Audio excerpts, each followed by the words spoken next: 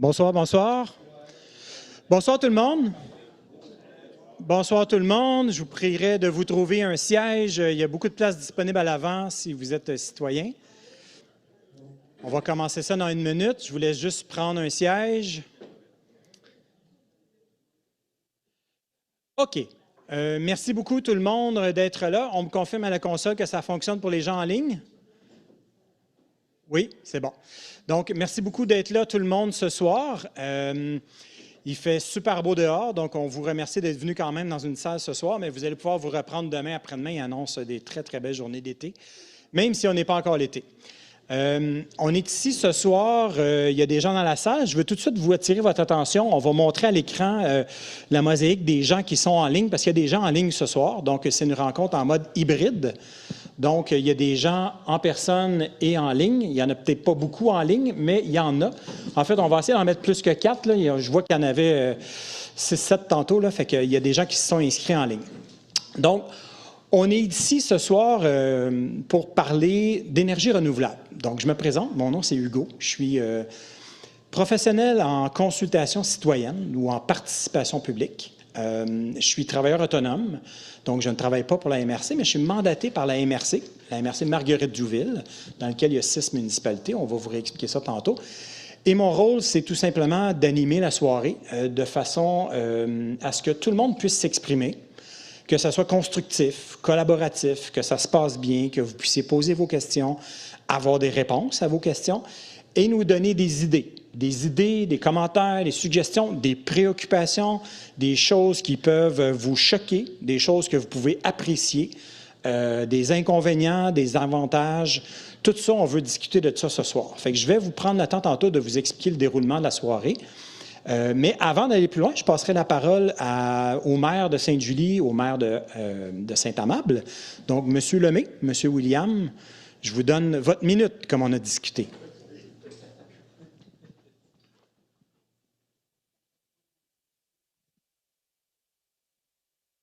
Alors, pour ceux qui ne me connaissent pas, je suis Mario Lemay et je vous présente mon collègue Stéphane Williams, maire de Saint-Amable et moi, maire de Sainte-Julie. Alors, bienvenue à Sainte-Julie pour ceux qui n'habitent pas Sainte-Julie.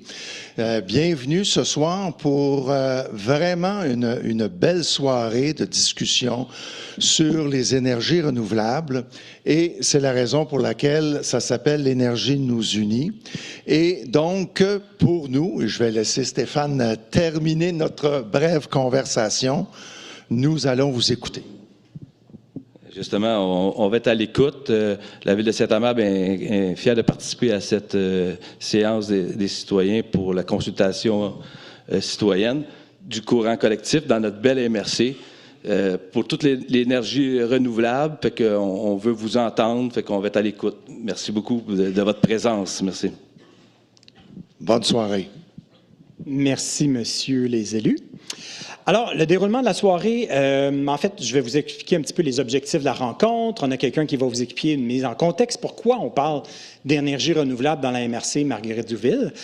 Ensuite, on va vous expliquer un petit peu rapidement c'est quoi les activités de participation publique qui sont en cours. On est rendu à peu près au milieu ce soir. Quelqu'un va vous expliquer qu'est-ce qu'il y a déjà comme énergie renouvelable dans la MRC, parce que vous ne le savez peut-être pas, mais vous êtes une des MRC au Québec où il y a déjà le plus d'énergie renouvelable qui sont produites. On va vous expliquer ça tantôt. On a une autre personne qui est externe à la MRC qui va vous expliquer les énergies renouvelables 101. C'est quoi les énergies renouvelables? Les 6 types d'énergie renouvelables, puis essayer de tous avoir la même compréhension, notamment de l'éolien, du solaire, de la géothermie et de d'autres. Ensuite, l'aménagiste de la MRC va vous dresser un petit portrait rapide du territoire. Donc, c'est quoi le territoire de la MRC? Puis, vous parlez d'un RCI. Je vais vous laisser tantôt l'expliquer puis définir c'est quoi un RCI. Donc, c'est l'acronyme. On va faire une période de questions, de compréhension. Je vous réexpliquerai tantôt, mais le but, quand on va être rendu à la période de questions, c'est vraiment d'aller aux questions. Toutes les opinions, les commentaires, je vous dis tout de suite, on les veut, c'est certain, mais dans la 3e partie de la rencontre. Là, ça va plus être « j'ai pas compris telle chose, est-ce qu'on peut répéter, m'expliquer plus en détail, qu'est-ce que ça veut dire, ABC ». Ce sera une période de questions de compréhension. Ensuite, on va faire l'atelier. Puis là, je vous demanderai de ne pas vous sauver rendu à l'atelier, c'est le moment le plus intéressant. Donc, on a prévu 1 heure d'atelier Puis vous allez voir, on va le faire en groupe aux tables. On va peut-être mélanger des tables. Il y a 3 thèmes que je vous expliquerai tantôt. On veut vraiment vous entendre. Il y a des animateurs qui vont être aux tables avec vous pour vous faire parler. Fait que je vous réexplique tout ça tantôt. Et à la fin, on va prendre un petit 10 minutes là, pour mettre toute l'information en commun. Puis si on a le temps, je vais vous faire une petite démonstration de 3 minutes sur une application en ligne, parce que la consultation se poursuit sur Internet et vous avez déjà un premier devoir. Il y a des gens qui sont venus, vous êtes rendus 20 ici ce soir, je pense qu'il y en a 7-8 en ligne. Vous êtes sûrement capable de dire à un voisin, « tu aurais dû venir », puis de lui dire qu'est-ce qu'il peut faire s'il n'est pas venu. D'ailleurs, il y a une autre réunion demain à Varennes et il y a une consultation en ligne qui va se dérouler jusqu'au 30 juin. Je vous réexplique ça tantôt. Donc, les objectifs de la rencontre, bien évidemment, vous présenter de l'information. Pourquoi la MRC vous consulte sur les énergies renouvelables? Donc, on a de l'information à vous présenter ce soir. Démystifier les énergies renouvelables. Ce n'est pas tout le monde qui sait exactement, par exemple, de la biométhanisation, qu'est-ce que c'est, qu'est-ce que ça mange en hiver. On a quelqu'un pour vous expliquer ça. Et vous permettre, évidemment, en 3e temps, de discuter aux tables. Donc, ça, c'est les 3 objectifs de la rencontre. Avec moi ici ce soir, je voudrais juste présenter quelques personnes. J'ai ma collègue Angélique, qui lève la main en ce moment, qui est aussi travailleur autonome. J'ai ma collègue Véronique, qui est à côté, qui est aussi, mettons, une collaboratrice de ma petite entreprise comme travailleur individuel. En ligne, bon, je ne sais pas si on peut remettre peut-être les visages en ligne quelques secondes. Il y a notamment Isabelle que je vois et Pauline qui sont à droite, qui sont toutes les deux aussi travailleurs autonomes. On est là pour accompagner la MRC Marguerite-Duville et les municipalités dans une démarche, comme on vous disait, là, sur est-ce que la MRC devrait faire davantage d'énergie renouvelable? Donc, on n'est pas rendu au projet. Tu sais, ce soir, si vous posez la question, y a-t-il des projets précis? À quel endroit? Est-ce qu'il va y avoir des éoliennes dans mon rang? On n'en est pas là. On va prendre les questions, mais on n'en est pas là. La MRC est vraiment en amont de ça pour savoir est-ce qu'elle devrait aller de l'avant avec des promoteurs. Parce qu'on ne vous le cachera pas, on va vous le dire, il y a déjà des promoteurs qui cognent aux portes. La MRC leur a dit « pause, on va faire une consultation avant ça ». Donc, justement, pour vous expliquer la mise en contexte, je demanderai à M. Berthiaume, le directeur général de la MRC, de vous adresser la parole.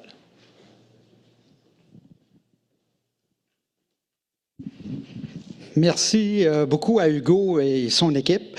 Comme Hugo le mentionnait, je suis directeur général de la MRC. Ça fait plaisir de vous voir aujourd'hui pour parler d'énergie renouvelable.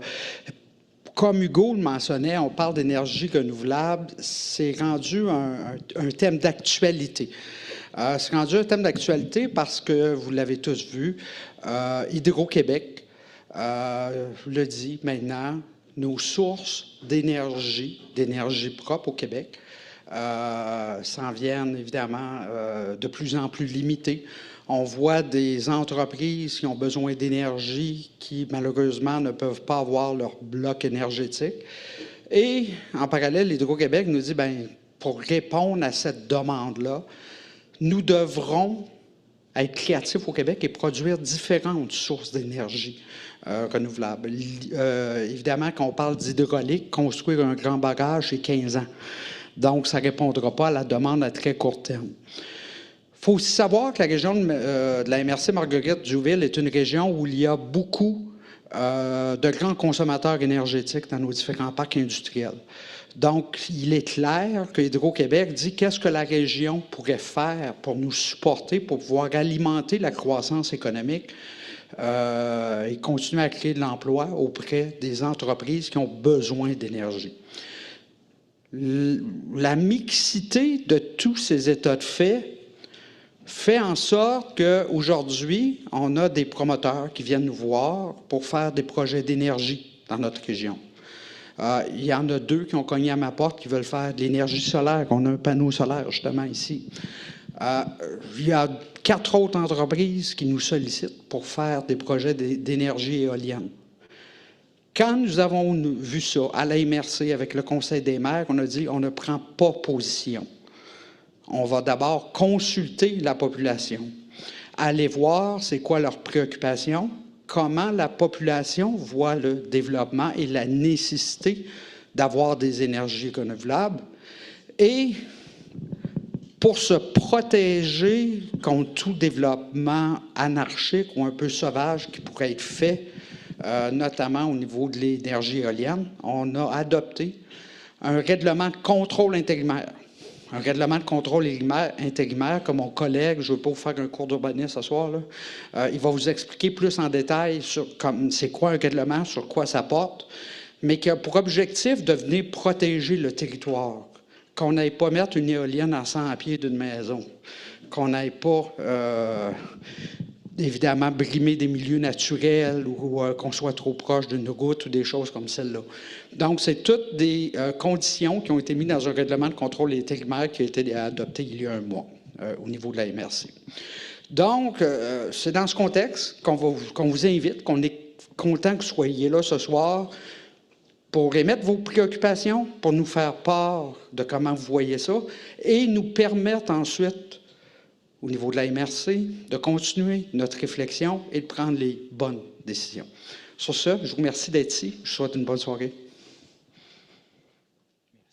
Merci, M. Berthiaume. J'en profite pour vous dire que vous avez vu les 2 maires. Il y a 2 conseillers municipaux de Sainte-Julie dans la salle aussi. Il y a quelques employés qui sont surtout dans le fond de la salle, donc aux communications, aux loisirs, à l'urbanisme, à l'environnement, 2, 3 ressources aussi de la MRC qui sont là. Tout le monde est là en mode écoute pour vous faire parler dans certains cas. Les élus sont vraiment là en mode écoute ce soir. Je vous le dis tout de suite, si vous posez des questions aux élus, ils ne vous répondront pas. Puis c'est moi qui leur ai dit de ne pas vous répondre. Mais ils sont là pour entendre, par exemple, ce qui va se dire. Fait que tantôt, ça se peut qu'ils butinent comme des abeilles puis qu'ils aillent écouter aux tables. Parce que les élus, vous savez, hein, les élus, il y a comme 3 rôles dans une consultation. Il y a 3 moments forts. Le premier moment, c'est les élus qui disent on prend la décision qu'on veut consulter. Donc, ils l'ont pris, cette décision-là. La deuxième, c'est de consulter. Là, on demande aux élus de rester plus discrets puis de laisser les fonctionnaires, les employés, les gestionnaires consulter. Et la troisième étape, c'est de prendre une décision. Et ça, c'est pas facile. Puis dans des dossiers comme ça, tout comme une décision sur faire du logement abordable, des nouvelles rues, un parc canin. Moi, j'en aime beaucoup de réunions pour des parcs canins. C'est explosif comme dossier. Bien, l'éolien, les énergies renouvelables, bien, il y a des décisions à prendre. Ça, c'est le rôle des élus. Mais ce soir, on est dans l'étape 2 où on consulte. C'est pour ça que les élus sont là pour écouter et ont un rôle un peu plus discret. Donc, en matière de consultation, bien, vous voyez, on a déjà fait 2 rencontres, 14 et 21 mai. Le 14 mai, on était à Verchères, il y avait environ 45 personnes. On était en mode hybride comme ce soir. On est allé à Contrecoeur, il y avait une dizaine de personnes. On est ici ce soir. Donc, j'ai compté, vous êtes déjà 21 dans la salle. Je pense qu'il y a 7-8 personnes en ligne. Et demain soir, on est à Varennes où il annonce beaucoup de gens.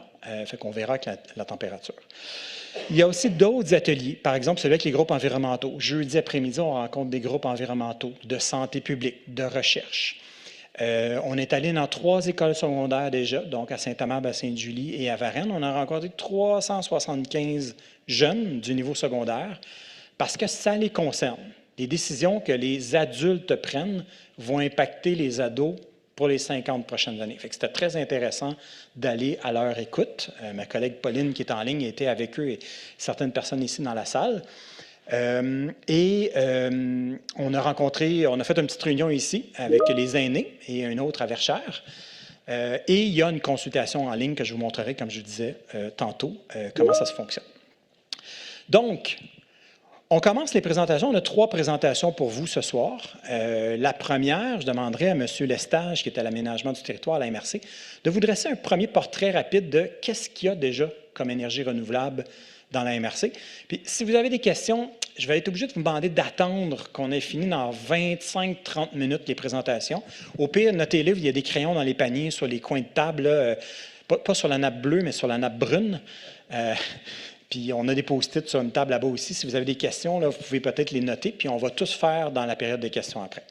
Monsieur Lestage, je vous laisse la parole. Merci, Hugo. On vous l'a déjà mentionné ce soir, au niveau du territoire de la MRC de Marguerite-Douville, a sur son territoire plusieurs énergies renouvelables, la production. Donc, la première, c'est la CEMEC. Donc, rapidement, votre bac brun que vous mettez à la rue se ramasse à la CEMEC. C'est dans la municipalité de Varennes. Donc, on fait de la biométhanisation. C'est quoi ça? C'est qu'on fabrique un gaz avec la matière putrescible. Donc, ce gaz-là, après ça, peut produire une énergie qui est verte, renouvelable. Et ce qui reste à la fin de cette production-là de gaz, c'est un digestat, donc la matière qui reste est répandue, si on veut, sur les terres agricoles et c'est très caractérisé, là, donc il n'y a pas... il y a une matière organique qui est bénéfique pour nos cultures au niveau de la biométhanisation. C'est 700 000 citoyens parce que, en plus de notre territoire, des 6 municipalités sur le territoire de Marguerite-Duville, il y a 2 autres MRC qui sont la MRC de Rouville et la MRC de la vallée du Richelieu. Et tout dernièrement, il y a, je pense aussi, il y a des projets là, pour recevoir aussi les matières de l'agglomération de Longueuil. Ça, c'est la biométhanisation. Donc, c'est une des énergies renouvelables qu'on a sur le territoire. Il y a 2 usines aussi d'hydrogène vert, qui sont en construction présentement. Donc, l'hydrogène vert, c'est dans un procédé, puis je pense qu'on va l'aborder tantôt au niveau de la technicalité de comment est produite cet hydrogène-là. On a aussi un parc solaire. Vous le voyez quand vous empruntez l'autoroute 30 en direction de Sorel. On passe très près de l'IREC, on voit. C'est un parc solaire, c'est sur notre territoire. Il y a un projet éventuellement aussi de valorisation thermique. C'est quoi ça, la valorisation thermique? Ben, c'est de se servir d'un bâtiment qui produit énormément d'énergie, de chaleur. On a un centre de Amazon, de serveurs d'Amazon. Et là, il y a énormément de chaleur. Donc, c'est de canaliser cette chaleur-là. C'est un projet pour éventuellement redistribuer cette chaleur-là et de pouvoir produire du chauffage, en tout cas de pouvoir chauffer. On pourrait chauffer des résidences, mais ce n'est pas le projet. Mais dans le projet, c'est d'être capable de capitaliser là-dessus et de pouvoir se servir de cette thermie-là comme telle. Et il y a la géothermie, c'est plus secondaire, mais il y a déjà de la géothermie au niveau de certaines résidences qui empruntent la géothermie pour se chauffer, se climatiser au niveau du territoire. Ça fait le tour, ça brosse un peu le portrait des énergies renouvelables sur le territoire. Merci, M. Lestage, à tantôt. Donc, on va prendre les prochaines 15 minutes facilement avec M. Bourbonnais, que je vais laisser se présenter, qui est externe à la MRC, qui va vous brosser un portrait là, notamment des 6 principales énergies renouvelables.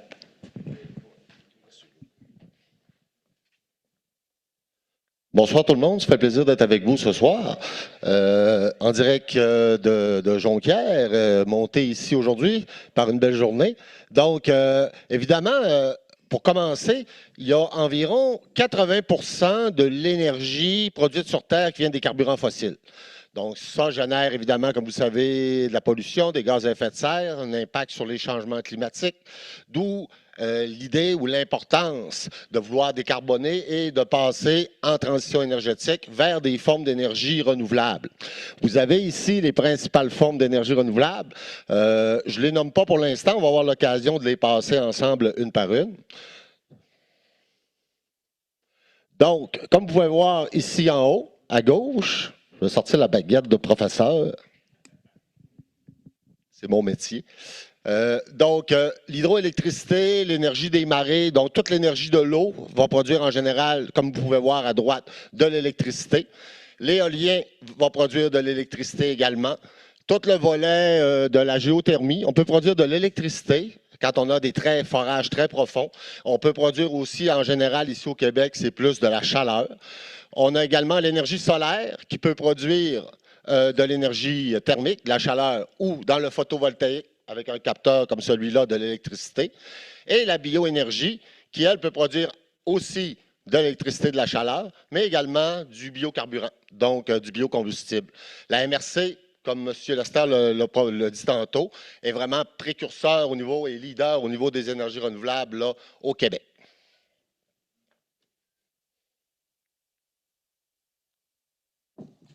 L'efficacité énergétique. Qu'est-ce que c'est ça, l'efficacité énergétique?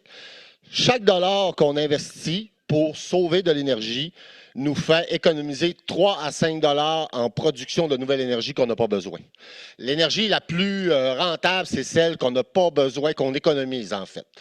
L'optimiser le rendement énergétique, c'est toujours préalable à installer des nouvelles choses. Il faut utiliser l'énergie de façon efficace avant d'en produire d'autres. les trois manières, les trois règles de base de l'économie d'énergie. En fait, il y a à la base l'économie d'énergie à la source, remplacer des lampes par des lampes d'ailes, par exemple, utiliser des équipements Energy Star, utiliser la bonne énergie à la bonne place, par exemple, je vais en parler tantôt, utiliser les avantages d'une thermopompe, par exemple, sur un chauffage aux plaintes électriques. Et la gestion de la pointe électrique, ça qui est un enjeu d'Hydro-Québec. On sait que par année, là, quand au mois de février, quand il fait très froid, tout le monde arrive de travailler, on décolle tout un peu notre chauffage, la vaisselle tout en même temps. Il y a un enjeu, le réseau est vraiment à la limite de sa capacité de production à ce moment-là. C'est un gros enjeu. Si on commence par l'hydroélectricité, donc, elle est produite évidemment au mouvement de l'eau. Donc, essentiellement, qu'est-ce que c'est un barrage hydroélectrique? C'est un réservoir. Il y a une grosse conduite d'eau, une conduite forcée. C'est comme une grosse glissade d'eau, mais très, très grosse, évidemment.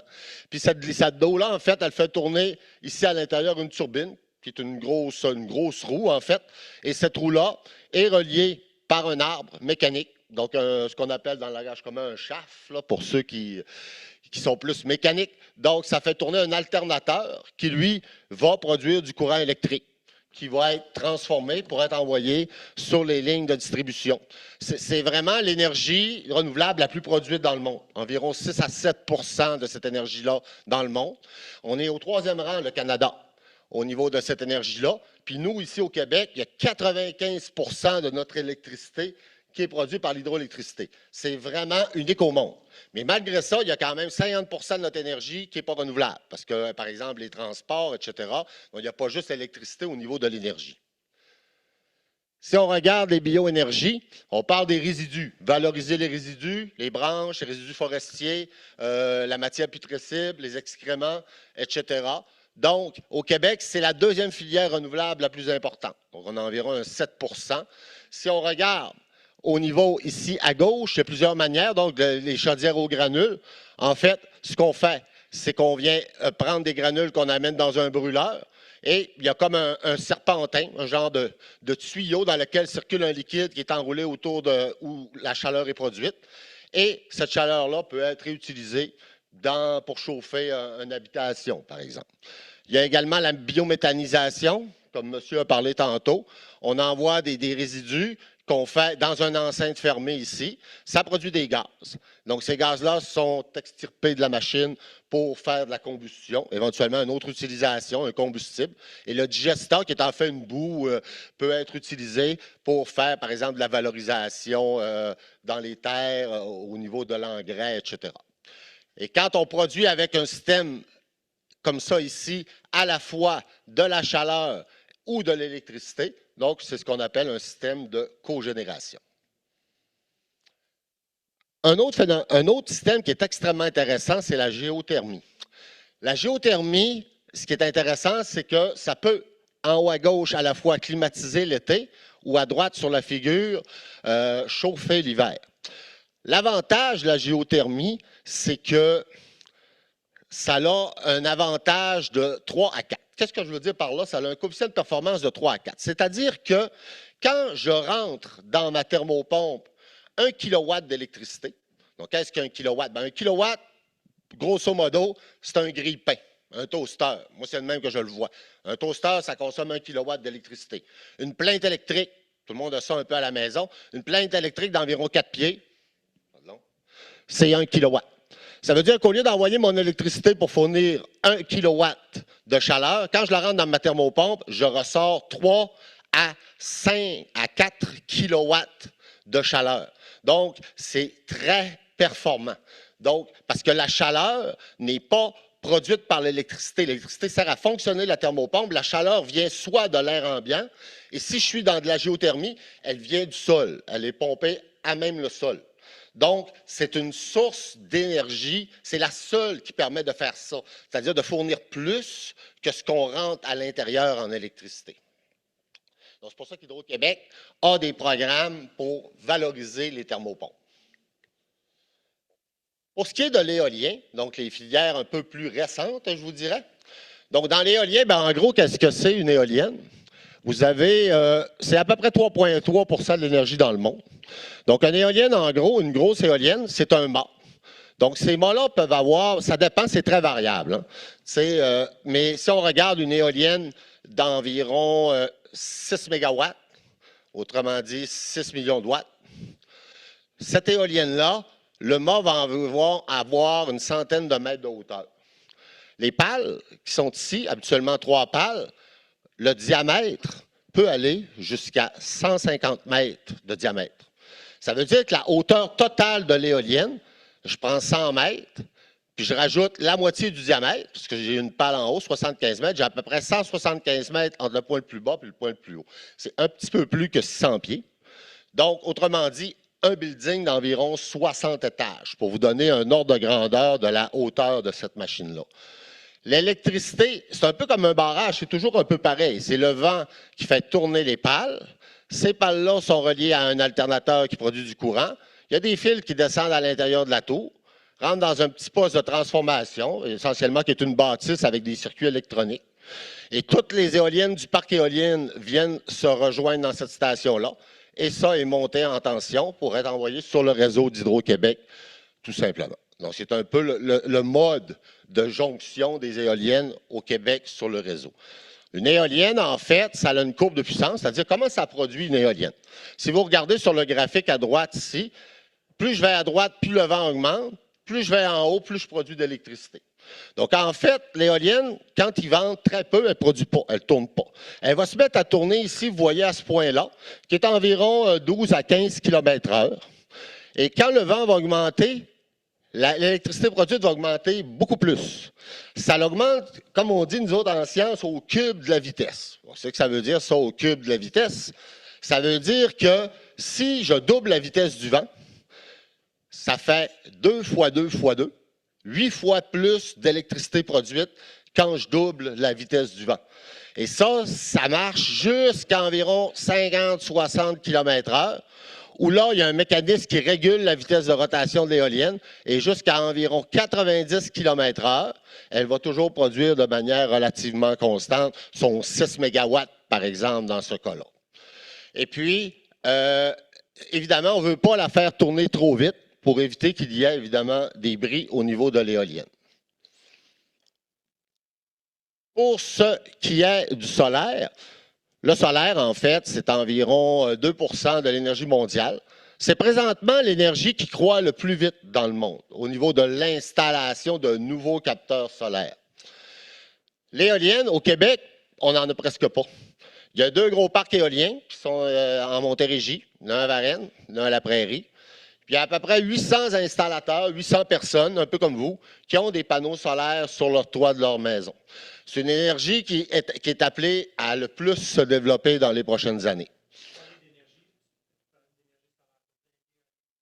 Ah, excusez, Hugo, c'est vraiment l'énergie solaire. Oui, une chance que tu es aux aguets. Ah, OK. OK. On va continuer. Donc, si je regarde, il y a plusieurs manières d'installer des panneaux solaires.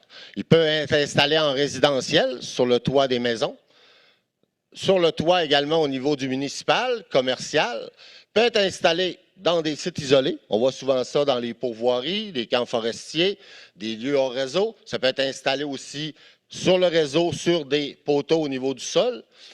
Ça peut être utilisé en agrivoltaïque. On voit beaucoup ça en Europe. On voit ça également dans l'Ouest canadien. En fait, c'est que les capteurs servent à la fois à produire de l'électricité et à réduire la chaleur qui arrive sur les plantes pour éviter le dessèchement. Donc, il y a un double impact qui est extrêmement intéressant en agriculture. C'est très peu développé au Québec, mais on va en voir de plus en plus. Si je regarde pour le solaire, je vais lâcher un petit peu ma présentation, je vais vous donner un exemple ici. Vous avez un capteur solaire. Donc ça, c'est un capteur solaire qui donne environ 160 watts d'électricité. Vous voyez, ça mesure environ 1,5 m par environ 67 cm de largeur. Ce n'est pas les plus gros sur le marché. Présentement, il y a des capteurs de 400-500 watts. Donc, les gros capteurs mesurent peut-être 2 mètres par un petit peu plus d'1 mètre de largeur. Ces capteurs solaires-là produisent de l'électricité, mais on ne peut pas l'utiliser tout de suite. Il faut la transformer en courant alternatif, courant style prise de votre maison. Il y a plusieurs manières de le faire. Une des manières, c'est d'utiliser un micro-onduleur. Donc, ce qui est intéressant dans ce système-là, c'est que c'est un micro-onduleur. Vous venez brancher directement les capteurs sur ces fils-là. Comme vous voyez, pour lui, on est capable de brancher 2 capteurs. Donc, un ici, un là. Et puis, le fil ici permet d'aller se raccorder. Dans ce cas-là, on est en mesurage net sur Hydro-Québec, dans la boîte électrique, avec un compteur qui mesure à la fois ce que vous poussez et ce que vous consommez. Pour l'instant, avec Hydro-Québec, la méthode utilisée, c'est le mesurage net. C'est-à-dire que Hydro-Québec va vous créditer l'énergie que vous produisez en réduisant votre facture d'électricité. Il ne rachète pas l'électricité. Mais je vous le dis que le solaire va exploser dans les prochaines années. On attend qu'Hydro-Québec mette les nouvelles règles du jeu en place. C'est en train de se faire. Il va y avoir des incitatifs, il va y avoir différentes mesures. Et puis, ce mesurage net-là est appelé à changer. Donc, si vous voulez en installer, ça ne sera pas long qu'il va y avoir, selon moi, des incitatifs pour ça. Je vais vous passer l'onduleur, si vous voulez le regarder, si vous voulez le passer entre vous. N'hésitez pas, si vous avez des questions aussi, vous pourrez me les poser.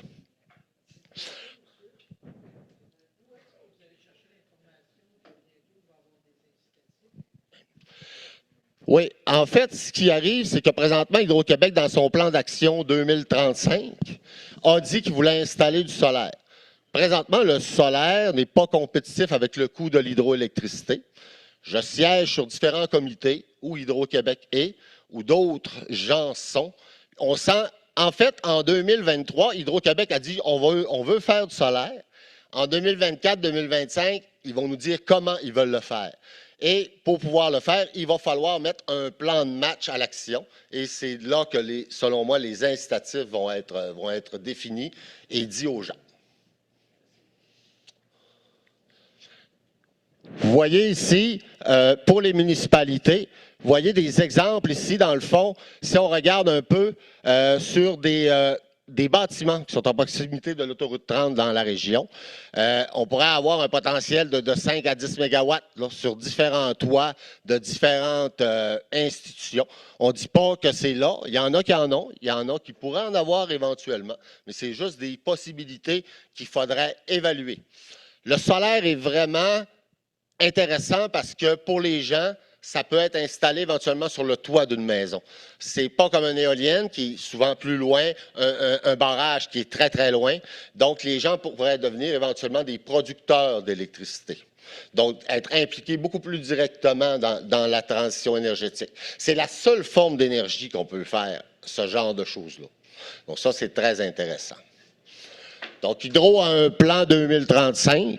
Dans son plan 2035, il veut, en gros, c'est pas rien. Présentement, on produit environ 210 TWh d'électricité au Québec. Il veut monter ça de 60 TWh, de 30 % à l'horizon 2035. Il y a plusieurs méthodes. Améliorer la qualité des services, donc réduire les pannes d'environ 35 % sur 10 ans. Aider la clientèle à mieux consommer. Donc, ils veulent réduire un certain pourcentage les pertes d'énergie, mettre des incitatifs pour les thermopompes, mettre des incitatifs pour les équipements Énergie Star, augmenter la production d'électricité, on va le voir à l'autre page, collaborer plus étroitement avec les Autochtones, développer un peu une certaine agilité, une meilleure réactivité de l'organisation. C'est quand vous regardez un peu ce que Hydro-Québec vise, essentiellement, il vise à avoir de l'économie d'énergie, plus d'éolien. Il vise là à doubler l'éolien d'ici 2030-35, puis à le quadrupler d'ici environ 2040. Ça, c'est le plan d'action d'Hydro-Québec. Hydroélectricité, quelques nouveaux barrages, le solaire, les centrales thermiques. Il va en avoir de l'optimisation au niveau de ces centrales-là. Bref, là, le plan d'action est très ambitieux. Il ne faut pas se le cacher. Regardez, c'est un investissement de 12 à 16 milliards de dollars par année pour arriver aux fins de ce plan-là. Puis si on voudrait vraiment que le Québec soit complètement décarboné à l'horizon 2050, bien, il faudrait rajouter 150 à 200 TWh. Dans le fond, il faudrait doubler la production qu'il y a déjà au Québec. C'est pour le moins extrêmement ambitieux. pour ne pas dire autre chose. Merci, Donc, merci. M. Bourbonnais. Merci beaucoup. Donc, vous pourrez poser des questions tantôt à M. Bourbonnais. Là, ça sera un plaisir pour lui d'y répondre. Je rappellerai maintenant M. Lestage, toujours de l'aménagement du territoire de la MRC, à vous parler du règlement de contrôle intérimaire et de d'autres outils.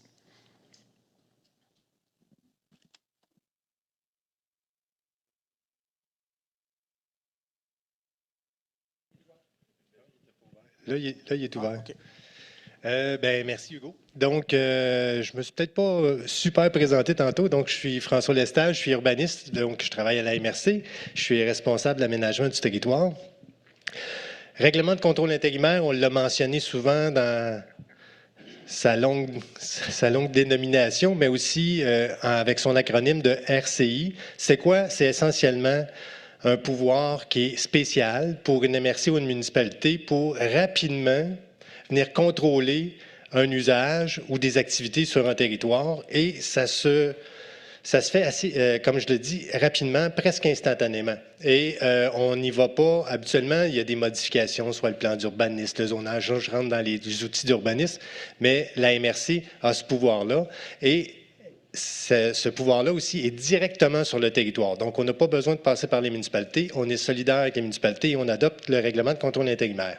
Le règlement de contrôle intérimaire qui a été adopté le 11 avril dernier n'est pas en vigueur comme tel. Donc, on parle presque un projet, mais il est rendu règlement. Et là, il est en attente d'une autorisation du gouvernement du Québec, où là, tous les ministères, Hydro-Québec, ministère des Transports, ministère de l'Agriculture, tous ces ministères-là sont en train de faire des avis sectoriels au ministère des Affaires municipales et c'est la ministre des Affaires municipales qui va faire entrer en vigueur ce règlement-là et c'est 60 jours, donc mettez 11 avril, donc mi-juin, fin juin, on devrait avoir des nouvelles de Québec par rapport à ce règlement-là. Donc tout ce que je vais vous présenter, c'est un règlement, mais il n'est pas en vigueur comme tel. Est-ce que vous permettez qu'on finisse la présentation pour pouvoir passer aux questions après? Bon, merci. Pour vous présenter le RCI, je vais prendre une autre application qui est ici. Donc, on a le territoire qui est ici.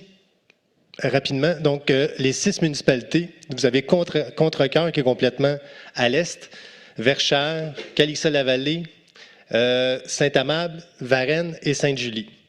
Si je vais rapidement, parce que je n'ai pas beaucoup de temps, puis je pourrais répondre à vos questions par la suite.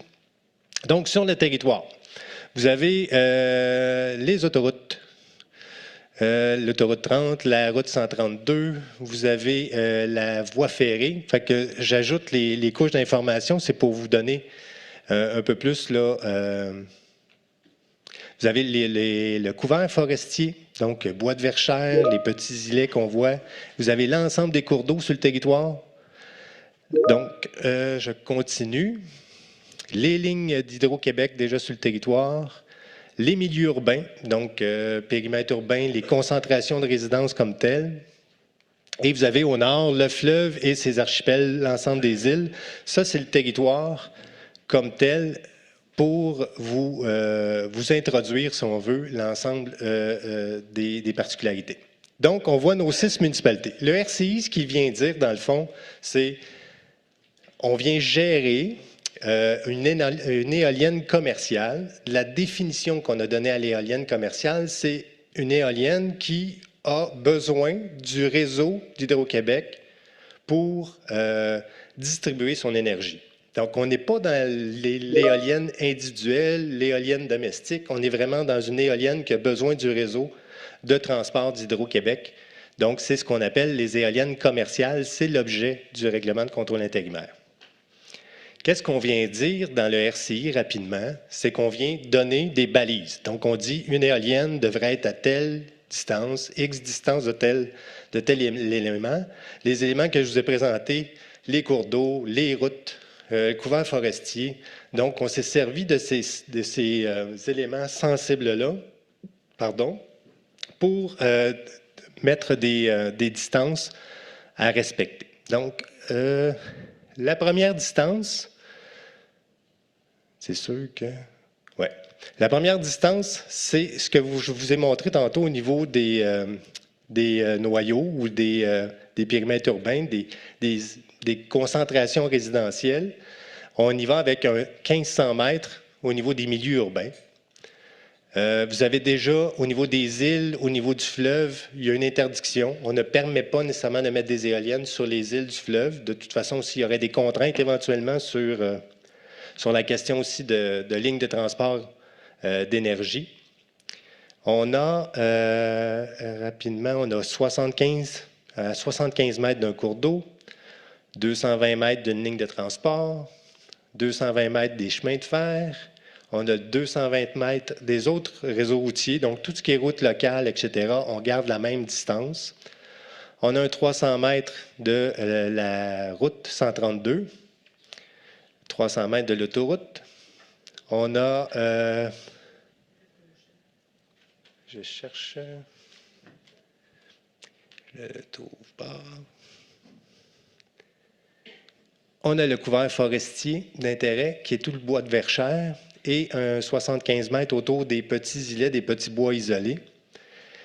Et là, vous allez me dire, oui, mais ça fait beaucoup de... Je vais peut-être zoomer, là. Pour moi, c'est plus simple, là. Et là, vous voyez, ce que vous voyez en blanc comme tel, là, il me reste peut-être juste les tours de télécommunications que je n'ai pas mis. 220 mètres autour des tours de télécommunications. Et il reste une distance, mais là, cette distance-là, je vous dirais, là, elle n'est pas... sur ma représentation graphique, il ne faut pas vous fier nécessairement à cette représentation-là, mais il y a aussi les contours au niveau des aéroports et aérodromes. Si je recule un peu, aéroport de Saint-Hubert, aéroport de Belleuil, ça, c'est une norme, là, je l'ai approximativement illustrée sur l'application que vous voyez ce soir, mais c'est vraiment réglementé par le fédéral. Ça, je n'ai pas la distance ce soir en vous disant c'est tant de mètres de l'aéroport, mais c'est des distances, des rayons de distance là, qui devraient être respectés au niveau de la réglementation fédérale. Donc, si on se rapproche, puis que j'enlève certains éléments là, pour être capable d'avoir une meilleure compréhension, ce que vous voyez en blanc, c'est les endroits où on pourrait éventuellement, lorsqu'on aura une entrée en vigueur du règlement de contrôle intérimaire, qu'on pourrait éventuellement implanter des éoliennes. J'ai fait ça très rapidement, mais je serai disponible pour la période de questions. Merci beaucoup, M. Lestage. Donc, je vais retourner à la présentation. Ici.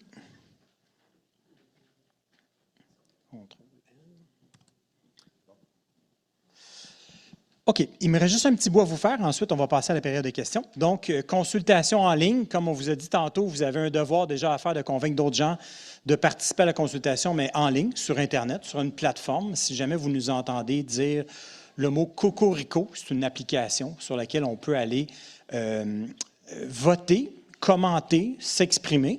Donc, elle va être en ligne jusqu'au 30 juin. Je vais tenter rapidement de vous la montrer, si je suis capable de faire la gymnastique qu'il faut. Donc, si vous allez justement sur le site Internet, je devrais vous montrer ça en premier, qui s'appelle courantcollectif.québec, hein, c'est vraiment le nom, je vais le mettre à l'écran à la fin. Vous allez arriver sur le site Internet de ce projet-ci, mais pas du projet, de la consultation en amont dans lequel on est. Et si vous allez là-dedans, justement, dans les activités, là, vous allez voir, il y a notamment toutes les fiches, il y a des paquets sur vos tables, c'est toutes les fiches pour les énergies renouvelables de 1 à 9, éoliens, solaires et autres. Là. Ils sont tous en ligne aussi, donc il y a moyen de trouver tout ça là. Et si vous allez consulter, notamment ici, vous faites participer, vous devriez arriver au bon endroit pour aller vous exprimer en ligne. Donc, il reste 2 semaines environ.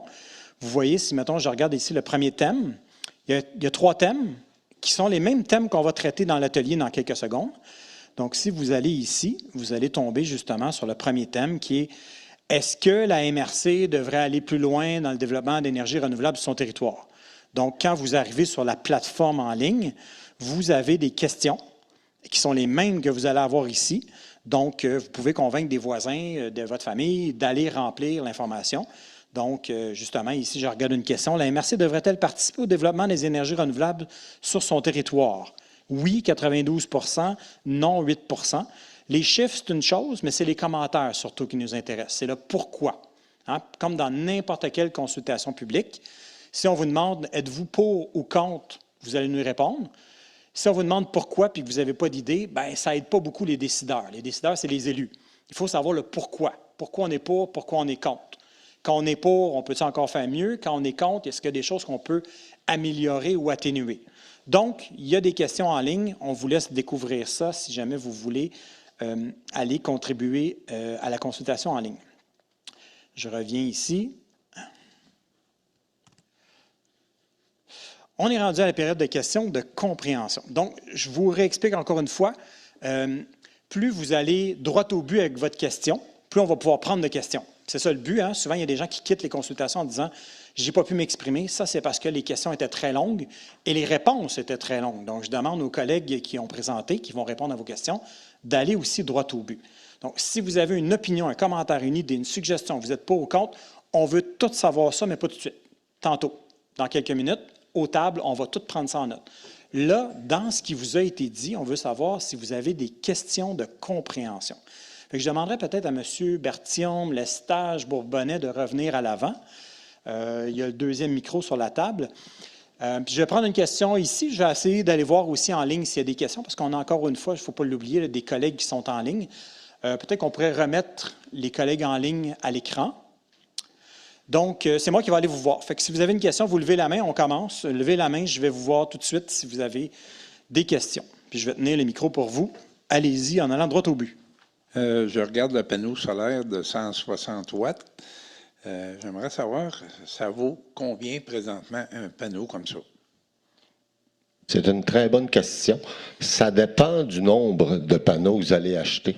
Présentement, là, en général, quand on veut se faire une installation, seulement le capteur, on est en bas, aux alentours, un peu en bas de 1 $ du watt. Donc, si on parle d'un panneau de 160 watts, peut-être 150 $. Quand vous posez des questions, peut-être juste nous dire vous êtes citoyen de quelle municipalité. Nous, ça nous permettrait aussi de faire un petit registre. Fait que je vais vous voir quand vous avez des questions. Bonjour, résident de Sainte-Julie. J'aimerais savoir comment vous définissez le milieu urbain, la limite du milieu urbain pour l'emplacement d'une éolienne à 1,5 km. Bien, le milieu urbain, c'est relatif. C'est le périmètre urbain. Donc, tout ce qui est périmètre urbain, sauf les zones typiquement et uniquement industrielles. Donc, c'est vraiment les concentrations résidentielles. S'il y a une industrie, un commerce, c'est dans le périmètre urbain, c'est dans la concentration urbaine, si on veut. Mais il y a certains parcs industriels qui sont un peu à l'extrémité. Je pense à Varennes, par exemple. Donc, la zone industrielle n'est pas dans ce 1500 mètres carrés, ce 1500 mètres-là. On parle de périmètre urbain, là, puis les gens ne sont pas tous familiers avec les termes d'urbanisme. Là. La frontière, souvent, entre où est limité le résidentiel et l'agricole, c'est la limite du périmètre urbain.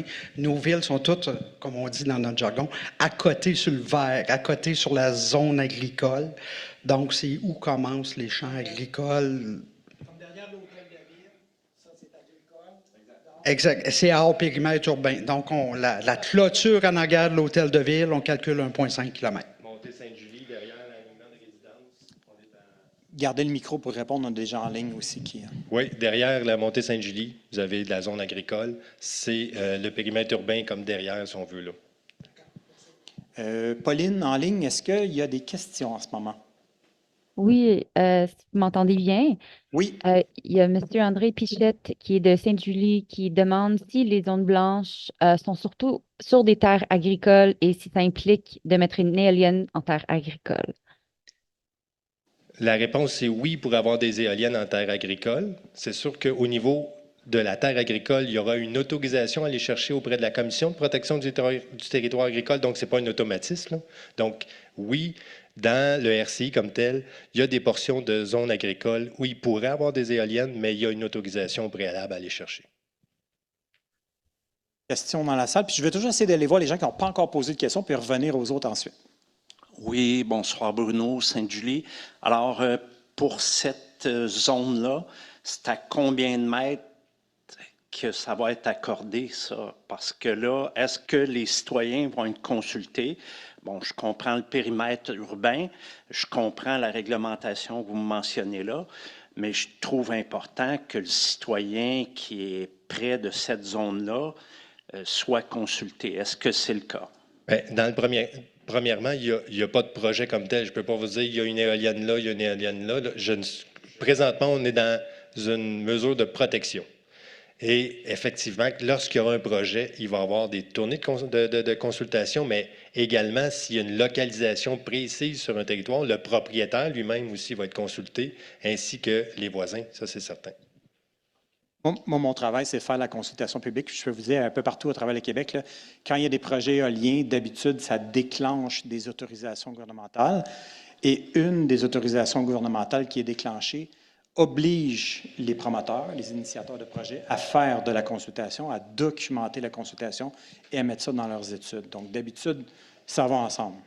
Et là, je l'ai fait vite tantôt, là, mais vous avez un 750 mètres de toutes les résidences, vous avez 220 mètres de toute route. Donc, c'est sûr qu'on ne se rapproche pas nécessairement d'une concentration où c'est habité. Et là, je n'ai pas pu vous le montrer, mais dans les autres soirées, ce qui nous était demandé aussi, c'était une carte de voir, est-ce qu'on peut voir juste les secteurs où il pourrait avoir des éoliennes? Si on est en train de la produire, elle va être éventuellement accessible sur le site de courant collectif, elle sera déposée. Et là, vous pourrez voir, oui, une carte de contrainte, comme je vous ai présenté, mais une carte où on voit essentiellement juste les secteurs où il pourrait éventuellement avoir une éolienne. Ça va être plus facile, plus simple pour la compréhension. Donc, j'ai une autre question à l'arrière de la salle. Merci. Bonjour, Patrick Charret, Sainte-Julie.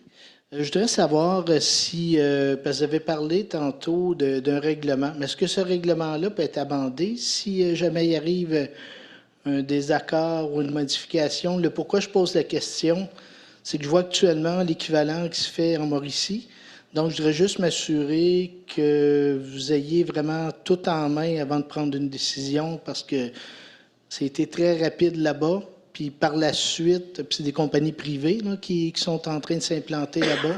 Il faudrait juste s'assurer que ce soit bien fait pour pas qu'il y ait de dérapage. Une des choses qu'on n'a pas mentionnées, puis à votre question qui est fort importante, il a été statué que dans la région ici, s'il se fait des projets, ça ne sera que des projets de type communautaire. C'est quoi un projet communautaire? Ça veut dire que la MRC devra être actionnaire minimalement à 50 d'un projet. Donc, nous n'autoriserons pas de projet 100% privé, comme le projet TESS auquel vous faites référence là, dans la région de Shawinigan. Les élus tiennent à conserver le contrôle du développement de ça. Ils veulent que ça se fasse en participation citoyenne, en consultant les gens, en accord avec les gens. Donc, ça, c'est une des choses qu'on n'a pas mentionnées, mais je pense qu'il est important de savoir. Et pour répondre de façon plus précise à votre question, le règlement de contrôle intérimaire pourrait, dans le temps, être amendé, mais s'il est amendé, ça va être pour devenir plus sévère. Merci beaucoup. Donc, je vais aller à une autre question ici, madame. Ghislaine Fortin, je suis de Sainte-Julie. Je voulais savoir, est-ce que, parce qu'en Europe actuellement, même avant nous, là, eux autres, ils sont peuplés d'éoliennes, et actuellement, le droit des communautés n'existe à peu près plus, dans le sens que même s'ils ont 95% voté contre, la législation fait qu'ils vont appliquer quand même ils vont quand même faire les parcs, ils vont quand même s'installer. Est-ce que si nous, mettons, on dit à 95%, on n'en veut pas de ça, est-ce que vous avez quand même le droit de dire, ben oui, on le fait pareil? Je dirais, je ne répondrai pas de façon précise à la question. L'idée des consultations qu'on fait aujourd'hui, c'est de connaître les préoccupations des gens. Qu'est-ce que les gens pensent? Et par la suite, les élus devront prendre une position. Mais il est clair que la position que prendront les élus n'irait sûrement pas à l'encontre d'une grande majorité d'une population. Donc, juste encore une fois, pour compléter, en consultation publique, c'est jamais noir ou blanc. La plupart du temps, c'est les décideurs qui décident. Ils peuvent écouter la population, ils peuvent ne pas écouter la population, ils peuvent écouter mais essayer de bonifier. Des fois, il y a des référendums dans la question sur certaines modifications du zonage, notamment. Des fois, il n'y en a pas. C'est quand même assez complexe. Mais la bonne nouvelle, c'est que là, vos élus ont pris la décision de vous consulter très en amont. Fait que c'est déjà une bonne nouvelle. Et on vous a déjà dit que si jamais il y avait projet, bien, ce serait d'autres consultations, probablement avec chacun des initiateurs ou des promoteurs.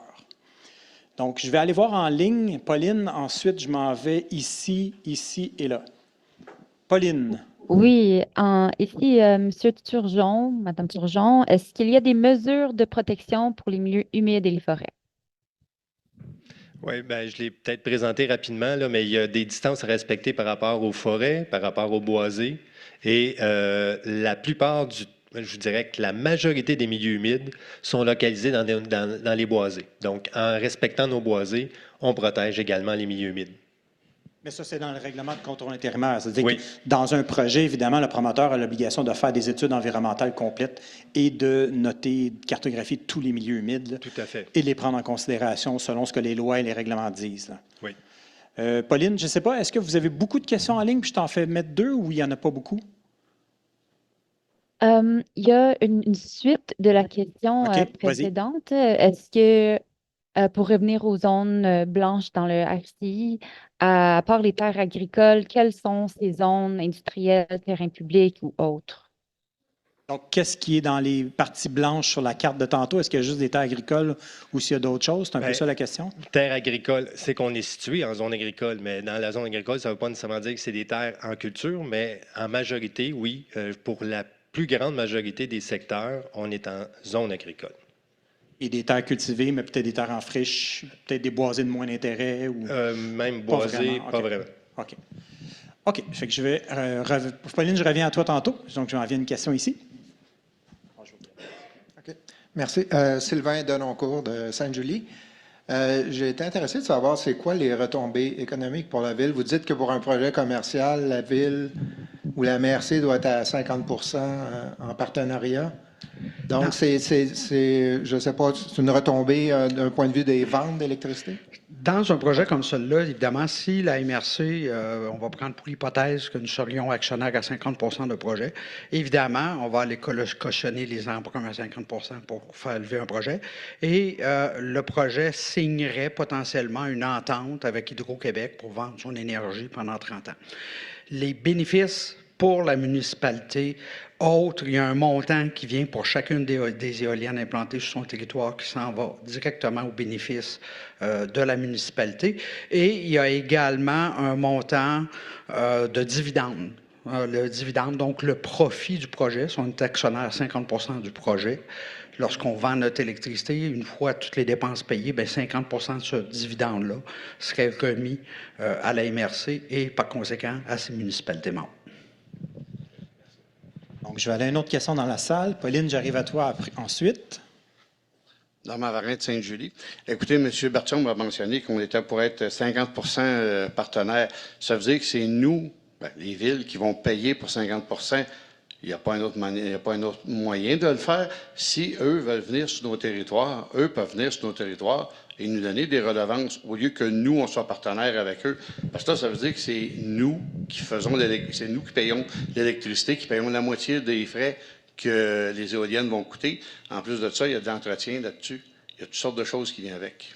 L'ensemble des coûts de gestion du projet seraient potentiellement inclus dans le montage financier. Les frais que la MRC aurait à payer, c'est une frais de garantie d'emprunt. On ne sort pas de l'argent de notre poche. Là. On garantit un emprunt. Donc, ce n'est qu'une ligne dans le bas des états financiers des municipalités.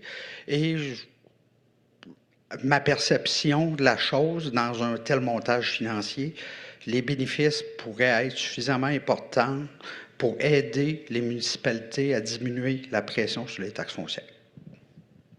Donc, Pauline, je serais rendu à toi une question en ligne. Oui, c'est la dernière question en ligne à tout ça pour faire de Varennes qui demande si les citoyens et citoyennes ont la possibilité de consulter les résultats de ces rencontres publiques avant la fin de la démarche. Nous avons répondu dans le clavardage, mais je pense que la réponse servirait aussi aux personnes dans la salle. Parfait. Bien, c'est moi qui vais vous répondre, en fait. C'est mon équipe qui va faire l'effet saillant de la rencontre et un rapport de participation publique de toutes les rencontres cet été. Donc, on va remettre ça, évidemment, à la MRC, aux décideurs. Et ensuite, c'est aux décideurs à décider à quel moment ils rendent public le rapport complet. Mais entre-temps, si vous allez voir déjà sur le site web que je montrais tantôt, le courant collectif, tout en un mot, .Québec, vous allez déjà voir des faits saillants de l'atelier de Verchères, de Contrecoeur, et en vidéo et en texte. Donc, et on va faire la même chose dans les prochaines semaines pour l'atelier de ce soir et de l'autre de Varennes. Donc, oui, le but, c'est de rendre disponible ce qui a été dit dans ces rencontres-là. C'est des rencontres publiques. Il y a même des bouts qui sont enregistrés. Donc, on veut que les gens qui n'étaient pas là puissent avoir accès à l'information. Je continue ma tournée de questions. Je t'ai rendu ici. Ensuite, je vais voir s'il y a d'autres personnes qui n'ont pas levé la main encore. Oui, Jean-Luc Chicoine, Verchères. Vous avez parlé du règlement de contrôle intérimaire. Puis si jamais ça se passait, vous pouvez carrément flusher les municipalités, là. En tout cas, décider sans eux autres, là, si c'est bien compris. Bien, le règlement de contrôle intérimaire, c'est la MRC qui l'adopte et les municipalités sont autour de la table, monsieur. Donc, on est solidaires dans ce règlement-là. Et j'ai travaillé le règlement, personnellement, avec les urbanistes des villes. Donc, je ne l'ai pas fait dans mon bureau en catimini. Il y a eu des consultations avec les villes pour arriver à la version que je vous ai présentée ce soir. La MRC, c'est les 6 villes, c'est les 6 élus, les 6 maires et mairesses qui décident. Si je n'ai pas les villes, je n'ai pas de job. Non, mais ça, on est au courant, mais tantôt, c'est pas comme ça que vous l'avez expliqué, là. D'autant plus, les municipalités, il y en a que j'ai su qui s'étaient prémunis d'un règlement pour ne pas avoir, exemple, de l'éolien. Puis il y en a qui ne l'ont pas fait, là, parce que je ne sais pas s'ils étaient mal renseignés, là. De toute façon, le projet, il est déjà commencé. OK. Il est commencé. Il y a des promoteurs qui se promènent. En tout cas, moi, je suis de Verchères, là. Puis ils sont avancés dans le démarche, là. Vous avez tantôt le time-out, là. Ouais. Oh, bien, le time-out, c'est moi qui l'ai fait, là. C'est moi qui l'ai dit. Bien, on va décortiquer ce que vous venez de dire, parce que c'est important ce que vous venez de dire en 3, là. Est-ce qu'au-delà de la MRC, il y a des municipalités qui ont déjà des règlements de leur crue? Première question.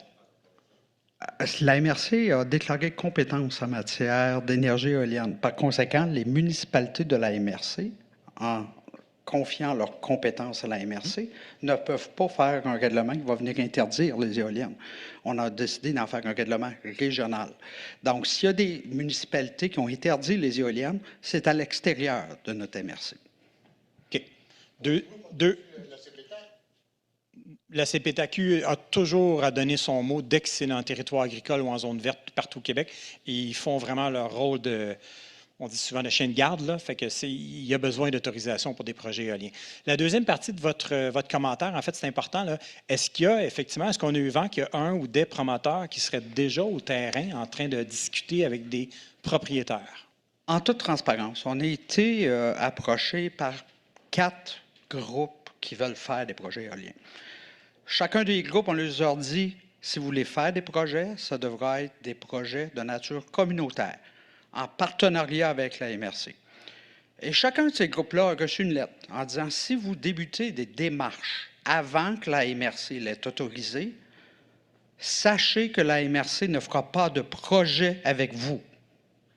Donc, s'il y en a qui se promènent actuellement sur le terrain, bien, ces gens-là ne pourront pas faire de projet puisqu'ils n'auront pas notre autorisation. On a eu vent qu'il y en a un qui s'enlignait pour le faire, puis il a été ramené à l'ordre un peu, là. Oui. Ça se peut effectivement qu'il y a certains propriétaires qui aient eu un appel. Mais effectivement, c'est ça un peu la pause dont je disais, c'est que la MRC m'a expliqué à moi qu'ils ont dit justement, arrêtez, allez pas plus loin, il faut que ce soit la MRC qui mène la consultation d'abord. Attendez, je vais vous amener le micro. Mais posez une question. Du même coup, vous dites que le RCI n'est pas en vigueur. Alors, comment pouvez-vous interdire alors qu'il n'est pas en vigueur? C'est une mécanique, là. C'est le professionnel de l'urbanisme qui va vous parler. Présentement, il y a une résolution de contrôle intérimaire que la MRC a adoptée qui interdit toute éolienne sur le territoire. Ça, c'était en janvier, si je ne m'abuse. Et là, on avait un certain délai pour amorcer un travail de RCI. Et là, c'est ce qu'on a fait. Donc, il y a eu avis de motion, il y a eu un projet de déposé aux élus, il y a eu adoption le 11 avril, et là, on est en attente de l'entrée en vigueur. Donc, on est toujours en effet de gel, si vous voulez. Quand il va rentrer en vigueur, là, on n'interdit plus. On dit, il pourrait avoir des éoliennes, mais voici comment elles devront être implantées. Et c'est juste avec les éoliennes, ce RCI-là, c'est pas les autres. Exact. On est vraiment on réglemente les éoliennes commerciales. La subtilité de mon introduction disait, c'était quoi une éolienne commerciale? C'est les éoliennes qui ont besoin du réseau de Hydro-Québec. En complément, je dirais que pour l'éolien, on n'a pas jugé opportun d'avoir un règlement, pas pour l'éolien, pour le solaire, on n'a pas jugé opportun d'avoir un règlement de contrôle intérimaire parce qu'on sait d'ores et déjà que ça ne sera pas autorisé par le gouvernement en milieu agricole. Donc, je vais prendre 2 autres questions. Ensuite, on va aller en atelier. Je veux juste voir, Pauline, est-ce qu'il y a d'autres questions en ligne? Pas pour le moment, non. OK. Dans la salle, je vous vois. Est-ce qu'il y a d'autres personnes qui n'ont pas posé de questions à date? Donc, je vais prendre monsieur et madame. Ce ne sera pas très long. Désolé de poser la question, mais il faut que ça soit dit. Est-ce que la municipalité ou la MRC a été approchée par des lobbyistes pour l'implantation des panneaux solaires et des éoliennes? Ce serait important, sachant qu'il y a des coûts rattachés là-dessus. Puis j'ai vu quand même les montants qui étaient offerts à certaines municipalités. Fait que ça serait important de savoir s'il y a eu du lobbying de fait au niveau de la municipalité. Il n'y a pas eu de lobbying par des lobbyistes en bonne et due forme. Il y a des entreprises qui sont venues nous proposer leurs services, mais ça s'arrête là. Il n'y a rien de signé avec personne. Il n'y a pas d'entente avec personne. Il n'y a pas de promesse avec personne. Donc, dernière question. Est-ce qu'on est rendu aux commentaires ou il n'y en aura pas de commentaires? Les commentaires, c'est la prochaine heure. Mais là, ça va être 45 minutes. OK. Mais c'est parce que je voudrais que tout le monde l'entende. Dans le fond, c'est moi ce que je vous entends, puis je vous remercie d'avoir pensé à nous consulter et à faire cette rencontre-là. Mais ce que je vois, c'est que ce que vous présentez, c'est exactement la même chose, copie conforme de ce qui s'est présenté en Europe. Et copie conforme, là, ça n'a pas bien été, ça tourne très, très mal.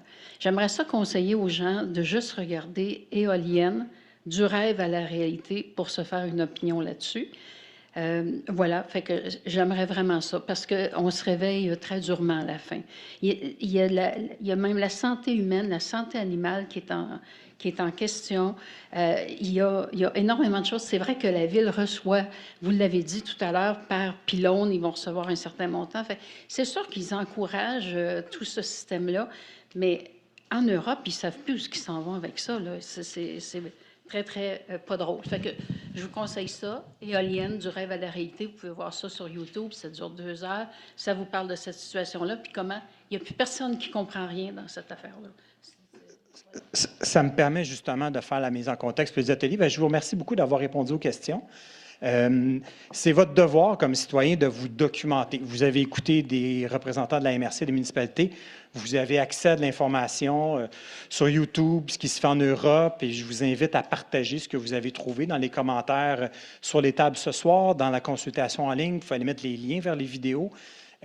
Au Québec, vous savez, il y a eu, je lance un chiffre, 20, 30, 40 projets éoliens qui ont fait l'objet d'une audience publique en environnement du BAP. Donc, le BAP a rendu un rapport dans plusieurs dizaines de projets. Le BAP, qu'on en pense qu'on veut, est souvent copié par d'autres pays comme étant un bon modèle de consultation. Donc, il y a des études avec des milliers de pages sur tous les inconvénients, les avantages, etc., des projets éoliens notamment. Solaire, il n'y en a pas parce qu'il n'y en a pas eu de projet à date. Il y a 2 projets solaires au Québec qui existent et les 2, c'est Hydro-Québec qui les a fait sur ces terrains. Donc, il vous reste sûrement des questions. S'il vous en reste et qui n'ont pas été adressées tantôt aux tables, dites-le aux animateurs de table. On notera sur des post-it puis on essaiera de faire un cumul des questions qui n'ont pas été répondues. Puis on trouvera une façon de vous revenir, soit individuellement, c'est une question individuelle, ou en groupe via la foire aux questions sur le site Web. On serait rendu au moment des ateliers. Donc, je regarde l'heure. On est capable de faire 3 fois 15 minutes environ. Donc, je vous explique comment ça fonctionne. Je vous dis tout de suite, peut-être qu'il y a une table de 2 tantôt. Peut-être que je vais vous demander d'aller rejoindre d'autres tables. On va faire peut-être 5 tables. Je pense que ça serait correct. Il y a des animateurs de table qui vont aller vous rejoindre. Est-ce que les 6 animateurs qu'on a nommés peuvent lever la main? Donc, vous avez une de ces personnes-là qui va aller rejoindre votre table. Et en ligne, bien là, vous ne le voyez pas, mais il y a Pauline et Isabelle qui sont là, qui vont animer 1 ou 2 groupes. Je ne sais pas comment ils se sont organisés, mais il va y avoir aussi 1 ou 2 groupes en ligne avec les personnes qui sont en ligne. On a 3 questions à vous faire travailler et vous allez travailler sur les 3 questions. Donc, après 15 minutes, je vais vous demander de changer de table, donc de changer de thème. Si ça ne vous tente pas de changer de table parce que vous voulez absolument rester sur un thème qui vous intéresse le plus, restez là, il n'y a pas de problème. Mais d'après moi, vous allez vouloir travailler sur les 3 thèmes. Donc, sur vos tables en ce moment et en ligne, les animatrices vont vous remontrer les thèmes dans vos groupes tantôt. Là. Vous voyez à l'écran, thème 1. Thème 1 est très général. La question est très générale, c'est ça le but, c'est de couvrir large. Est-ce que la MRC Marguerite-Duville et les 6 municipalités qui sont incluses devraient poursuivre le développement d'énergie éolienne, d'énergie renouvelable, parce que là, on parle d'éolien surtout, de solaire, mais peut-être aussi de d'autres énergies. Donc, et si oui, on vous demande de répondre aux questions suivantes, ça devrait être quoi son rôle? Un rôle très actif, par exemple en prenant part financièrement au profit et au risque des projets, un rôle d'encadrement, donc seulement faire des règlements, ou un rôle passif, c'est-à-dire de laisser l'industrie privée mener les démarches et les projets qu'elle veut. Donc, c'est ça la question aux tables 1. Donc, levez la main des 2 tables qui ont le thème 1. Je ne sais pas si vous avez regardé les papiers sur votre table. Je pense que là, ici, c'est thème 1. Ici, c'est thème 1. Il y a beaucoup de paperasse sur les tables. Fait que thème 1, là et là, mais vous pourrez peut-être changer de table et aller vous joindre à un autre. Le thème numéro 2, en fait, on veut savoir à quel endroit, quel type d'endroit, hein, on ne veut pas savoir sur le terrain de M. Tremblay, sur le rang 4, là, mais à quels endroits ce serait propice d'avoir des énergies renouvelables, éoliens notamment, à quels endroits ce ne serait surtout pas propice, ou qu'il faudrait éviter. Il y a beaucoup de réponses, évidemment, que la MRC, vous l'avez vu juste dans le règlement de contrôle intérimaire, il y a plein d'interdictions déjà. Mais avez-vous d'autres idées? Tu sais, comme moi, il y a une idée que je lance, puis je suis neutre là-dedans, mais je dis, pourquoi on ne met pas des éoliennes dans les bretelles d'autoroute? Mais là, M. Lestage vous a dit qu'il y a une distance séparatrice de l'autoroute parce que probablement que le ministère des Transports n'en veut pas dans les bretelles d'autoroute. Mais la question se pose. Donc, vous avez peut-être des idées là-dessus. À quels endroits il devrait, s'il y a de l'éolien, à quels endroits il pourrait en avoir, puis à quels endroits il ne devrait surtout pas en avoir. Ça, c'est le thème numéro 2. Puis, dans le thème numéro 2, on ne vous a pas mentionné tantôt, mais M. Lestage vous a parlé d'un tableau qu'il y a une feuille sur vos tables. Vous avez toutes les distances que François vous montrait tantôt, les distances séparatrices, ils sont là. Si vous trouvez que ça a de l'allure, dites-le. Si vous trouvez que ça n'a pas d'allure, dites-le. C'est ça qu'on veut entendre. Le thème numéro 3, bien là, c'est les avantages et les inconvénients. Évidemment, encore une fois, la MRC, les promoteurs doivent avoir en tête, je ne sais pas, la liste de tous les inconvénients, les impacts qu'une éolienne crée, que des panneaux solaires créent, que de la géothermie crée, mais ils ont aussi des idées de comment les atténuer. Là, on vous demande, vous, votre point de vue là-dessus. Vous entendez parler de ça en Europe, vous entendez parler de ça dans la MRC Miquinac en Mauricie, vous entendez parler dans la MRC Appalaches, le Binière, Jardin-de-la-Pierrerie, il y en a plein d'autres places où ils en font ou qui ont décidé de ne pas en faire. Les inconvénients que vous jugez les plus importants, on veut les noter. S'il y a un inconvénient, est-ce qu'il y a une manière de l'atténuer? Parce que c'est souvent ça qu'on veut voir. Si ça cause, par exemple, de la mortalité chez les oiseaux, y a-t-il moyen de faire quelque chose pour qu'il y en ait moins de mortalité chez les oiseaux? Et voyez-vous des avantages? On a parlé de bénéfices économiques. Est-ce que vous voyez des avantages? Est-ce que votre municipalité ait des entrées d'argent liées aux énergies renouvelables? Fait que c'est 3 questions très larges, thème 1, 2, 3, qu'on veut discuter à vos tables, 15 minutes chacun, puis je vais vous demander votre collaboration. Quand je vais dire c'est le temps de changer, bien, on va changer, ils vont faire la même chose en ligne, puis on va se garder 5-10 minutes à la fin pour mettre une mise en commun. Est-ce qu'il y a des questions de compréhension sur l'atelier? Oui. Attendez, il faut que les gens vous entendent. Oui, alors là, on dit que c'est sur les éoliens. On a fait une présentation sur tous les types d'énergie renouvelables.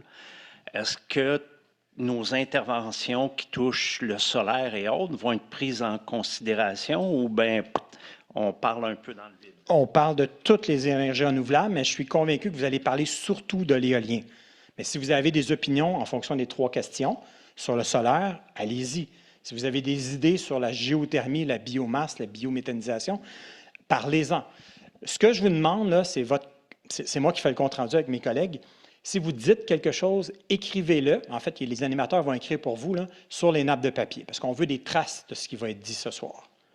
Donc, il n'y a pas de meilleur moment de moyen pour commencer. Fait je vais vous dire, on va commencer. Fait que je demanderais peut-être aux animateurs de table de rejoindre une table. vous êtes deux, fait que ça irait trop vite comme discussion. Je ne sais pas si vous voulez vous joindre à une autre table. Il y a une table de 3 ici puis là. Ça serait peut-être approprié de 1 à chaque table. Ça va nous donner 5 tables et je vous laisserai vous mettre en action pour les... Ah, il y a une chose que je vous ai expliqué. Je n'ai pas expliqué, je m'excuse. Allez rejoindre vos tables, je vais vous expliquer une dernière chose. J'aurais besoin de savoir si vous voulez le faire en 2 salles séparées ou en une Donc, salle. Avant que vous commenciez, juste une dernière 30 secondes, je m'excuse, je lâche le micro après. Donnez-moi 30 secondes. Donc, le niveau de décibels dans la salle va monter de 40 décibels dès que vous allez commencer à travailler. Je vais vous dire 3... Merci. Donc, chacun, vous allez devoir choisir dans quelle salle vous allez. Il va y en avoir 2 qui vont être créés. Donc, je parle le breakout room maintenant. D'accord. Le deuxième rôle des animateurs, c'est de vous ramener aux tables, vous ramener au thème. Donc, si vous parlez et gardez de ça pour 9 heures à soir.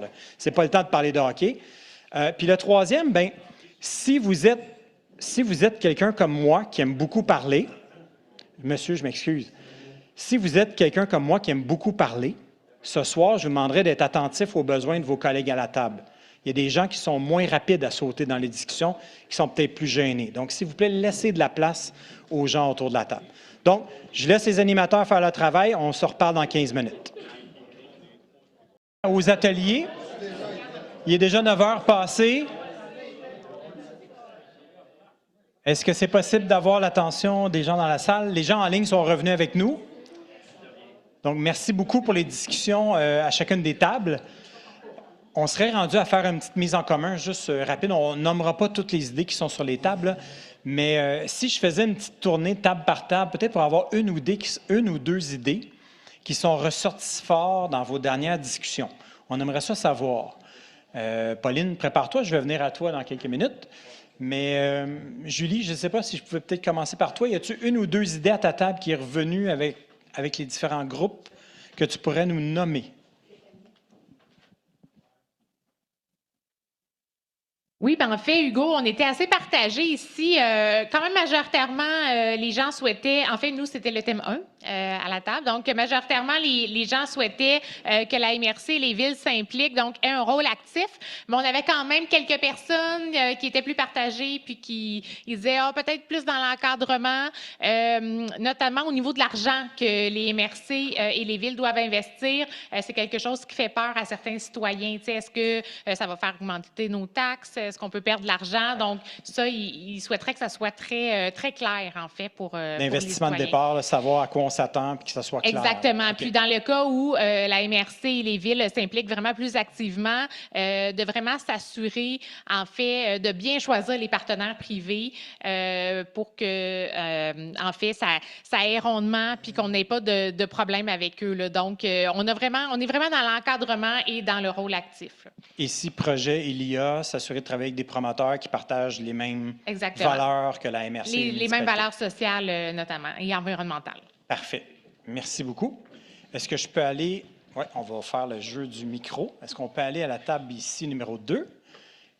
Bonjour, je ne m'attendais pas à ça. J'essaie de me comprendre dans mon brainstorm sur papier. Juste une ou 2 idées oui. que tu as entendues le plus souvent. Là. Oui, bien, une chose est sûre, c'était très positif dans l'ensemble pour ce qui est des panneaux solaires. C'est revenu. Puis autant dans le résidentiel, il y a eu plusieurs personnes aussi qui ont parlé de l'idée. Je donne un exemple, qu'il pourrait y avoir une réglementation à l'effet que quand il y a des nouvelles constructions, bien, de les inviter à ce qu'ils soient avec l'énergie solaire. Et ça, c'était positif dans l'ensemble. Sinon, au niveau des inconvénients, bien, au niveau des éoliennes, c'était très partagé. Donc, il y a des gens pour qui ce n'était pas une option, donc par peur du bruit, par peur, évidemment, là, de ne pas être capable de sauvegarder, évidemment, les terres agricoles et tout. Et sinon, il y avait aussi... sinon, il y avait eu quelques idées quand même positives là, pour les éoliennes, des gens qui avaient proposé des idées de les mettre, à titre d'exemple, en plein milieu d'un terre-plein sur les autoroutes. Donc, c'est ce qui est ressorti. Parfait. On va s'arrêter là-dessus, c'est correct. On va laisser de la place pour les autres idées. Ah, le jeu du micro. Donc, sur le thème numéro 3, je crois. Oui, alors nous, on s'exprimait sur les inconvénients et les bénéfices potentiels de ces nouvelles énergies-là. On a beaucoup parlé de l'éolienne. C'est sûr que beaucoup d'inconvénients ont été soulevés. Pas qu'il n'y a pas d'avantages, mais en tout cas, les inconvénients nous sautaient plus au visage.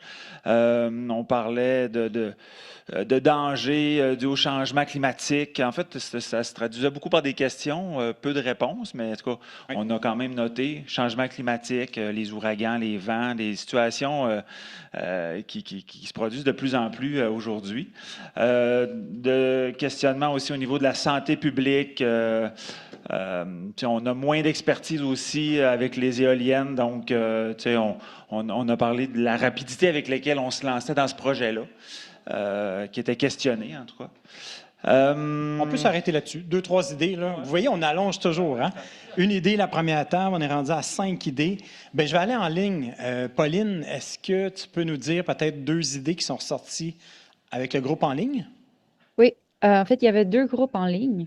Alors, je pourrais dire quelques idées du groupe de la salle 2 et Isabelle de la salle 1. Dans la salle où nous étions, la question de l'urgence climatique puis de le bien commun est ressorti par rapport à tous les projets en fait d'énergie renouvelable puis la nécessité d'aller dans cette direction-là.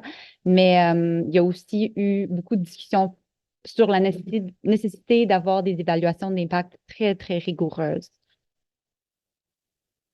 Oui. Donc, si projet il y a, que les études d'impact soient très complètes. Là. Oui. Parfait. Pour faire Et les résultats soient partagés. Donc, décrire tous les impacts, les mesures d'atténuation possibles, partager au maximum tous les résultats. Parfait. J'irai peut-être à Isabelle, dans ton groupe. Est-ce qu'il y avait un groupe? Oui, je ne me souviens plus. Non, il n'y avait pas de groupe. Il y a quelques personnes qui ne se sont pas joints, je pense, aux salles. Donc, il y avait juste un groupe Salut de Pauline. OK. Bon, bien, parfait. Bien, je vous remercie beaucoup en ligne. Catherine, 2-3 idées à ta table? Dans le fond, ça revient un peu à la même chose que la table de Julie. On avait le thème 1. Donc, la MRC devrait jouer un rôle plutôt d'encadrement ici, pas du tout passif, et s'assurer de consulter là, énormément les citoyens pour la suite. Parfait, c'est clair. Et finalement, Angélique. Ah oui. Alors ici, ce qui est ressorti beaucoup, c'est la question 2, c'est sur les endroits à privilégier ou pas.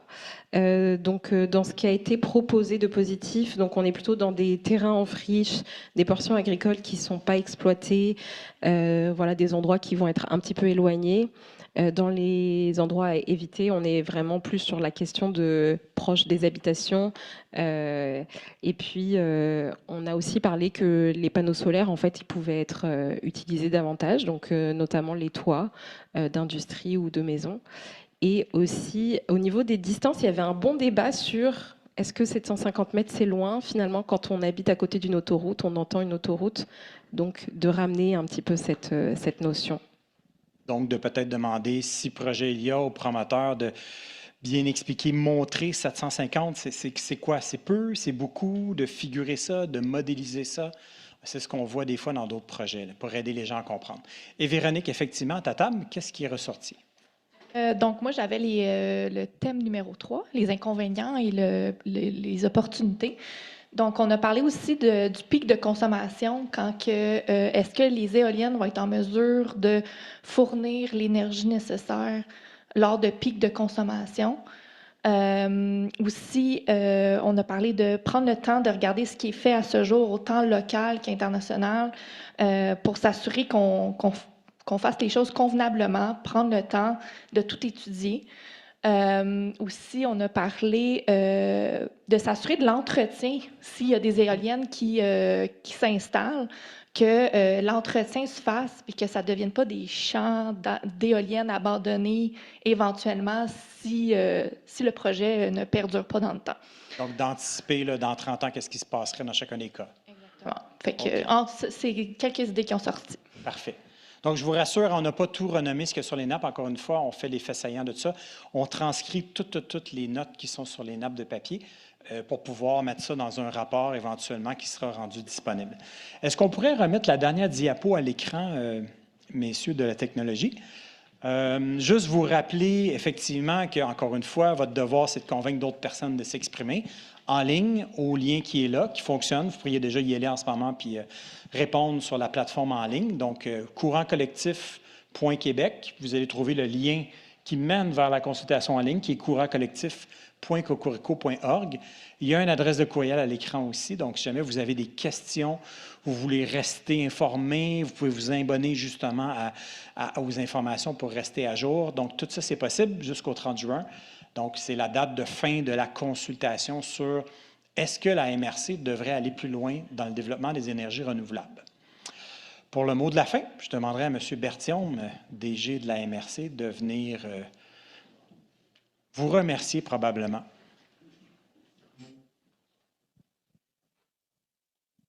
Merci beaucoup, Hugo. Et le plus grand merci, évidemment, va à chacun d'entre vous pour votre contribution exceptionnelle ce soir. Évidemment, ce qu'on souhaite, ce que les élus souhaitent au niveau de la MRC, c'est de connaître le pouls de la population. C'était une des occasions ce soir de vous exprimer. Comme Hugo le disait, c'est encore possible de le faire. Et une des prémices de base que nous avons, c'est de faire un projet qui va se faire main dans la main avec la population, si projet il y a. Et évidemment, de le faire en tenant compte de vos préoccupations et en s'assurant que tous et chacun, on continue dans notre belle MRC à avoir un bien-être collectif aussi agréable que ce que nous vivons actuellement. Donc, merci beaucoup. Quoi que ce soit, vous nous suivez en ligne et au plaisir de vous voir à nouveau dans les prochaines consultations si jamais il y a un projet qui se développe. Merci tout le monde. Merci.